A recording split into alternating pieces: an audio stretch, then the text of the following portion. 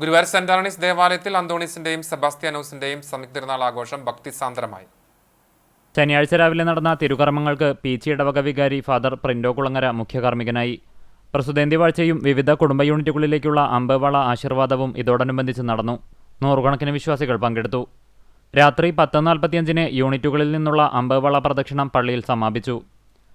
ഞായർ രാവിലെ 10 മണിക്ക് ആഘോഷമായ തിരുനാൾ കുർബാന നടന്നു. പാവർട്ടി തീർത്ഥകേന്ദ്രം അസിസ്റ്റന്റ് വികാരി ഫാദർ ഗോഡ്വിൻ കിഴക്കൂടൻ തിരുനാൾ സന്ദേശം നൽകി. രാവിലെ 6:15 വൈകിട്ട് 4 വിശുദ്ധ കുർബാന ഉണ്ടായിരുന്നു. വൈകിട്ട് 5 നടന്ന തിരുനാൾ പ്രദക്ഷിണത്തിൽ നൂറുകണക്കിന് ഇടവക ജനങ്ങൾ അണിനിരന്നു. തുടർന്ന് കാഞ്ഞിരപ്പള്ളി അമല കമ്മ്യൂണിക്കേഷൻസിന്റെ ഗാനമേള അരങ്ങേറി. ജെറോമി ജോസ്, ജോഷി മോഹൻ തരകൻ, ജോയ് തോമസ്, ജോസ് മേലിട്ട്, ജോബി വെള്ളറ, പിൻഡോ നീലങ്കാവിൽ, ഡൊമിനി ചിരിയങ്കണ്ടത്ത് എന്നിവർ നേതൃത്വം നൽകി. തിരുനാളാഘോഷം CCTV പ്രാദേശികം ചാനലിലും യൂട്യൂബിലും തത്സമയം സംപ്രേഷണം ചെയ്തു. പ്രസക്ത ഭാഗങ്ങൾ പിന്നീട് പുനഃസംപ്രേഷണം ചെയ്യും.